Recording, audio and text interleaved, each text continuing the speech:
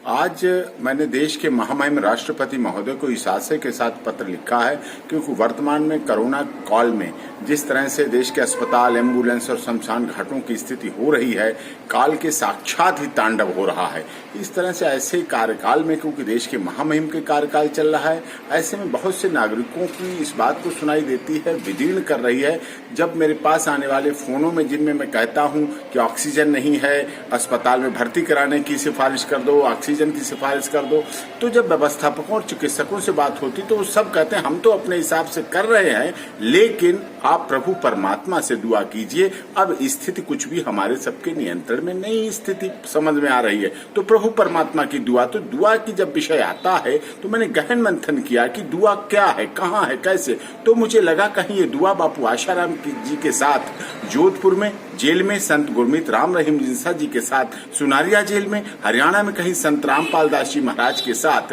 Hisar central jail में तो नहीं रुक गई है, क्योंकि ये तो सत्य है कि बापू आशाराम जी से आशीर्वाद लेने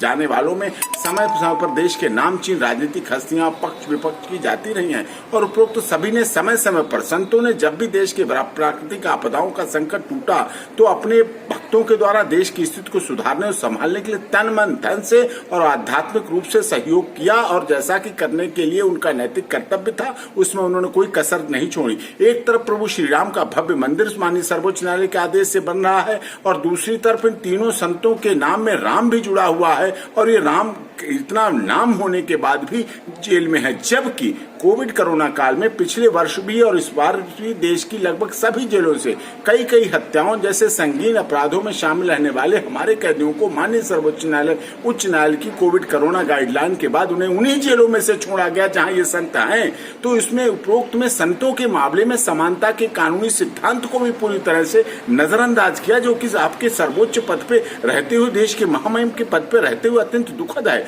इसलिए जैसा कि आपने पिछली बार देखा, जिस तरह से गायत्री मिशन संस्थान परिवार के डॉक्टर प्रणब पांडा जी, इसी तरह के केस उन पर था जिसमें शिकायतकर्ता की तरफ से मैं वकील था, लेकिन हमने बीच का रास्ता निकालकर एक संत को जेल से बचाकर उनके लाखों अनुयायियों के लिए दुआ का रास्ता खोला। ये भी सत्य है कि उपरोक्त संतों ने मानवता, भलाई, भाईचारा, सद्भाव को बढ़ाने तथा मानव सामाजिक कुरीतियों, नहदशा, दहेज, जातिवाद, संप्रदाय को समाप्त करने के लिए अथक प्रयास किए हैं। अब संत रामपाल दास जी महाराज को लीजिए, दहेज रही शादियां 17 मिनट में, जाति विहीन सब